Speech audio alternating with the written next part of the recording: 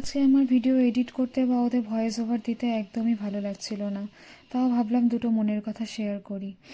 একটা নিউজ কালকে থেকে দেখার পর মনটা সত্যিই খুব খারাপ। আমাদের বন্ধু গৌর সাহা ও আর আমাদের মাঝখানে আজকে নেই। আমার শুধু সেই দিনগুলোর কথা মনে পড়ছিল যখন আমরা রজত স্যারের ব্যাচে পড়তে যেতাম ভূগোল।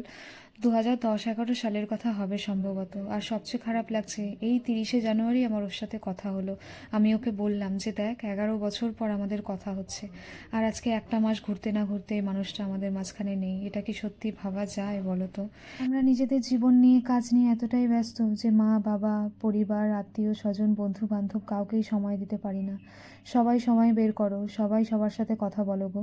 কোচবিহারে গেলে কত চেনা মুখ দেখি, কেউ কথা বলে, কারোর সাথে কথা বলতে গেলে এরকম ভান করে যে চেনেই না। জিনিসটা খারাপ লাগে, সাথে খুব অবাকও লাগে। জীবনটা খুব ছোট জানো তো, কখন কার কী হয় কেউ বলতে পারে না। আমরাই কি জানতাম আমাদের এই বন্ধুটা আর আমাদের মাঝখানে দুদিন পর থাকবে না। যেটুকু সময় পাচ্ছ আনন্দ করো, সবার সাথে মন খুলে কথা বলো। ভালো থেকো তোমরা সবাই, সুস্থ থেকো, সাবধানে রাস্তাঘাট চলাফেরা করো।